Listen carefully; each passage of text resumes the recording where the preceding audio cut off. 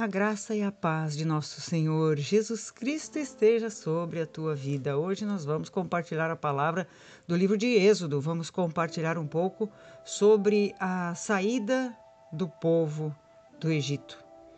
Naquele momento, o povo estava saindo como escravo e entrando numa nova vida, quando ele entrou no deserto. Mas por que o povo ficou com saudade do Egito? Tendo em vista que lá era sofrimento, tendo em vista que lá eles eram escravos, apanhavam, todas as recompensas que eles recebiam era mediante um trabalho forçado, por que no deserto eles quiseram voltar? O que isso nos ministra? O que o Senhor quer nos ensinar através destas palavras, desta passagem? O que o Senhor quer trazer e iluminar o nosso coração para que a gente possa ver se em alguma área das nossas vidas nós não estamos tão bem que nem o povo. Te convido, fica comigo até o final. Te inscreve no canal, comenta, curte, compartilha esta mensagem. As pessoas estão precisando ouvir a palavra de Deus para serem iluminadas e serem abençoadas. Então nós vamos ver no livro de Êxodo, no capítulo 14, no versículo 21 ao 23, nos conta a passagem do povo cruzando o Mar Vermelho. Diz no versículo 21, então Moisés estendeu a mão sobre o mar, e o Senhor, por um forte vento oriental que soprou toda aquela noite, fez retirar-se o mar, que se tornou terra seca, e as águas foram divididas. Então o povo, quando saiu, já saiu vendo milagres, já saiu vendo que Deus estava assim com a sua mão sobre eles. E os filhos de Israel entraram pelo meio do mar em seco, e as águas lhe foram qual muro, à sua direita e à sua esquerda. Os egípcios que os perseguiam entraram atrás deles, todos os cavalos de Faraó e os seus carros e os seus cavalarianos até o meio do mar. E aí então todo mundo sabe que o mar fechou e o povo passou para o outro lado e se viu completamente liberto de todo o jugo de Faraó que os explorava, que era senhor e que os escravizava. Isso nos diz no livro de Êxodo, no capítulo 3, fala que eles estavam em extremo sofrimento e eles clamaram, então Deus levantou o libertador, que foi Moisés, e eles atravessaram o mar e começaram então uma nova jornada, uma vida completamente liberta, porque o mar fechou e não tinha mais nenhum contato com o Egito, não havia nenhuma possibilidade do faraó vir sobre eles novamente. Isso nos ministra que quando nós nos batizamos, quando nós começamos a conhecer a palavra ela vem nos lavar, ela vem para nos purificar, ela vem como Deus abrindo o nosso entendimento para que a gente seja completamente liberto pela lavagem de água da palavra. E essa purificação nos leva cada vez mais para perto de Deus, nos tornando cada vez mais separados das questões do mundo e nos aproximando cada vez mais do Senhor. Essa mensagem, essa palavra, essa passagem quer nos iluminar destas questões, disto que nós podemos desfrutar uma vez conhecendo a palavra. Então, naquele momento, o povo trocou de reino. Ele saiu daquele reino de Faraó e veio para o deserto. Assim acontece conosco. Nós saímos do reino das trevas e entramos no reino da luz, porque a palavra começa a nos iluminar e o Senhor começa a fazer milagres nas nossas vidas. Mas vamos ver o que acontece com o povo já em Êxodo 16. No versículo 2 e 3 diz assim: toda a congregação dos filhos de Israel murmurou contra Moisés e Arão no deserto. Disseram-lhe os filhos de Israel: quem nos dera tivéssemos morrido pela mão do Senhor na terra do Egito, quando estávamos sentados junto às panelas de carne e comidas pão a fartar. Pois nos trouxestes a este deserto para matardes de fome toda esta multidão. E aí depois, então, Moisés intercede e Deus manda o maná. Mas por que nesse momento o povo que viu o milagre, o povo que sabia que pelo clamor Deus tinha levantado o libertador, por que eles queriam as comidas do Egito? O que os fazia voltar? Naquele momento que o povo recebeu completamente a libertação, ele saiu do Egito, mas o Egito não saiu de dentro deles, né? A gente ouve muito falar isso. Mas o que ficou? Ficou a mente deles aprisionada à escravidão. Como eles eram escravos, eles ganhavam a comida sem fazer nenhum esforço. Claro que eles apanhavam muito, eles eram muito sacrificados, mas o alimento, a nutrição, eles não precisavam fazer esforço.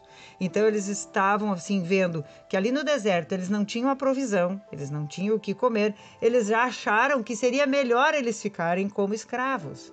Então o Senhor quer nos ensinar e nos iluminar que muitas vezes, para nós avançarmos, para nós termos comunhão com Deus, para nós nos alimentarmos profundamente da sua palavra, é necessário, primeiramente, a renovação da mente e depois um esforço. Por quê? Porque eles trocaram o reino, logo eles teriam que trocar também a mentalidade.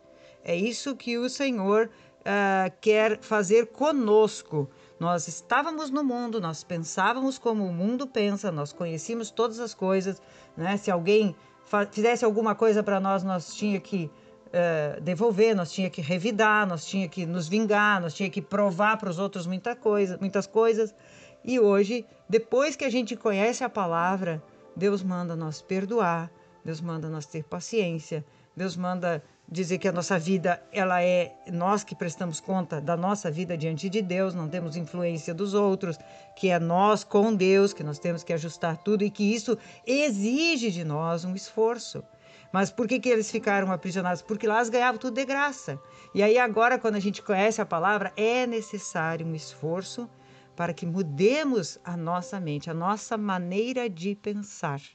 Então vai requerer de nós, sim, muito esforço, porque a palavra diz: o reino dos céus é tomado por esforço e os que se esforçam se apoderam deles. Então o inimigo ele vai tentar nos seduzir para que a gente não tenha esse esforço, esse empenho de nós pensávamos de uma forma, agora é outro reino que nós vivemos. Nós vivemos no reino da luz, então eu tenho que pensar conforme o reino da luz. Quais são as leis deste reino? É a Bíblia, então eu preciso ler a Bíblia para que a minha mente seja iluminada e eu comece a pensar conforme aquilo que está escrito.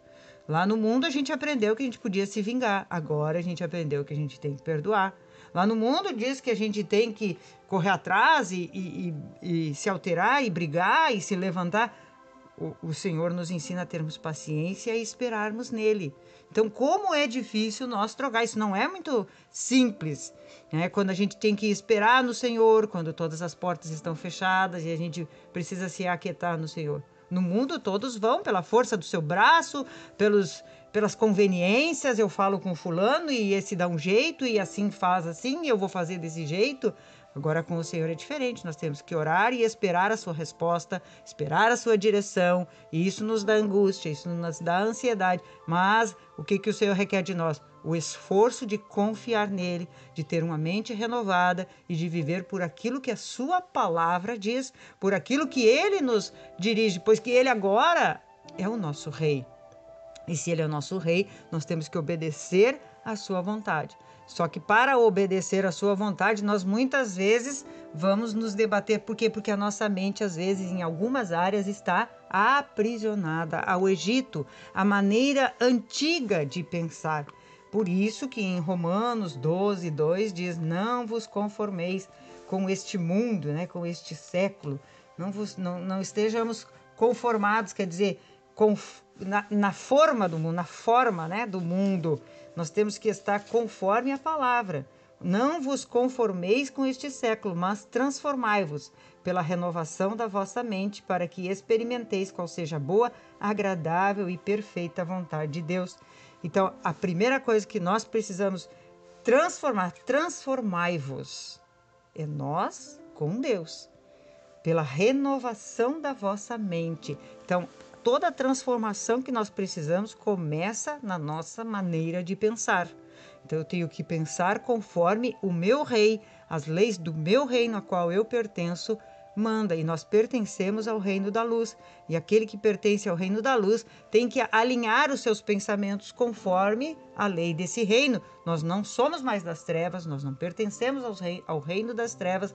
Então, nós vamos nos deparar com muitos momentos que nós vamos estar pensando como nós andávamos no mundo, todos nós. Ninguém escapa, ninguém está perfeito, ninguém é santo. Nós vamos sim, porque o inimigo vai tentar nos seduzir, vai vir trazer propostas, mas nós precisamos aprender a ficar firmes na promessa, porque Deus vela sobre a sua palavra para cumprir.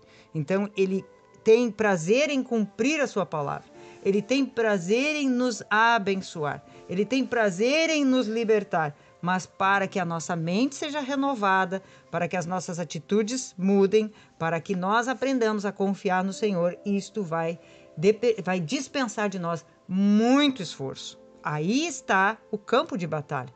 É o momento em que nós entramos em guerra, que nós vamos confrontar a palavra de Deus conforme aquilo que estava no mundo. E aí a gente dizia, mas antes eu fazia assim, né? Mas não, agora nós temos que nos sujeitar à palavra de Deus, sujeitar a Deus. Isso é negar-se. Isso é o que Deus quer operar dentro de nós, uma vida de vivermos segundo aquilo que Ele diz, segundo a sua palavra. E essa comunhão que nós buscarmos, essa intimidade, essa renovação da mente, vai nos sempre colocar no nosso coração aquilo que Deus quer que nós faça. Em muitos momentos, nós vamos ter que ficar parados e esperar, e em muitos momentos nós vamos ter que agir. Cada um é de uma forma, não existe uma regra que Deus estabeleceu que é assim para todos. Muitas vezes nós vamos calar, muitas vezes nós temos que falar. Há tempo para todas as coisas debaixo do céu. Assim diz no livro de Eclesiastes, capítulo 3. Então, muitas vezes nós vamos ter que fazer, outras vezes não. E é isso, nós dependemos do Rei que nos comanda e que habita dentro de nós e que tem poder para nos dirigir e nos orientar. Não é uma regra, não é uma religião, não é uma doutrina como era no mundo. No mundo é assim, todo mundo faz assim. Mas com Deus é diferente. Para cada um Ele tem uma direção, porque cada um de nós somos diferentes uns dos outros. Deus tem um propósito diferente para cada um. Deus tem uma direção diferente para cada um. Não adianta copiar do outro e fazer, né, para nós. Às vezes nós queremos copiar o que o outro fez e fazer igual. Não, a gente tem que aprender a depender desse Rei, a perguntar para Ele e a buscar nele a direção. Agora a nossa vida mudou completamente. Logo, nosso pensamento também tem que mudar, porque nós não pertencemos mais ao reino das trevas, nós pertencemos ao Senhor Jesus, nós pertencemos ao dono do mundo, aquele que tem poder para restaurar e mudar todas as coisas. Que o Senhor nos abençoe, nos guarde e nos ensine a viver por aquilo que Ele quer que nós viva. Em nome de Jesus. Amém.